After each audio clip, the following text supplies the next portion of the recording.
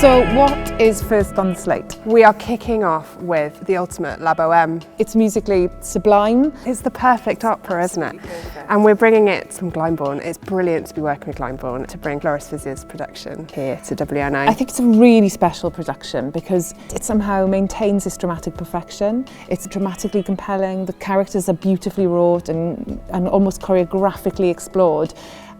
But it's also a very poetic interpretation of the piece. And an amazing cast. We've got Alexia Volgaridou returning to WNO as our brilliant Mimi.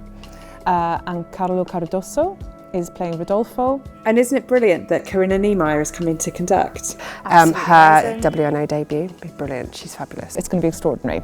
Our next production, well, it's a double bill, isn't it? It's a double bill of two absolutely extraordinary pieces of music theatre. Bluebeard's Castle by Bela Bartok. And Oedipus Rex by Stravinsky. Brilliant. I mean, they're two musical forces of nature, both about an hour long. I think it's a really amazing introduction to opera if you've never been before.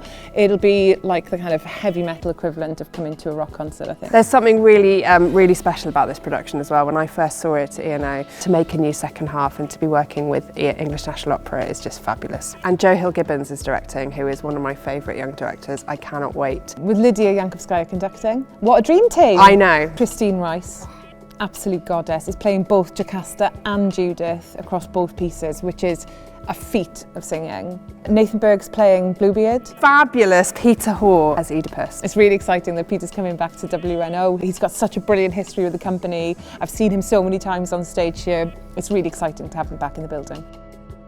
This is really exciting. It's fun, it's irreverent. The Anonymous Lover, the only surviving opera by Joseph Boulogne, aka Le Chevalier de Saint-Georges. World-class fencer, world-class violin player, extraordinary composer, and for the first time, I think, in the UK, that the work's been put on in full. It's a bit of joy, isn't it? It's got all the kind of fizz of Restoration theatre, but with a bit of a twist because Omar Ilarian is going to come to us to direct, making his opera debut, which is fantastic. Long overdue. Long overdue. Omar made one of my favourite pieces of music theatre, Misty, and he has got an incredibly operatic sensibility, conducted by Freddie Brown. And very excitingly, a brilliant cast led by one of my absolute all-time favourites, Nardis Williams. I'm working with Tifa Kazuro with some new text, which is really exciting. And actually that's how you and I came together. Yeah. Is taking these pieces that hadn't been seen for hundreds sometimes of years and pulling it apart, putting it back together and bringing it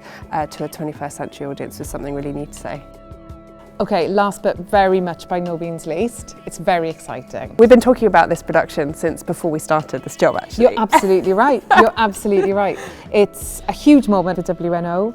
We are bringing Heiddwyn Eisteddwch to the main stage. Our first opera yn Cymraeg, our first Welsh language opera. Welsh, it's one of the most singable languages in the world, so it makes absolute sense that we start commissioning a canon of work in Welsh that celebrates that language, celebrates the stories of Wales, celebrates the culture of Wales. And we're making it with Theatr Cymru, who are the Welsh language theatre company here in Wales. And their artistic director, Steffan Donnelly, is going to direct. It's a brilliant piece that celebrates our chorus and our orchestral forces, composed by Stephen McNeff, who's a brilliant Irish composer who was raised in Wales, with the libretto, very excitingly, by Griff Rhys, who is the lead singer of a band called the Super Furry Animals, that some people might have heard about.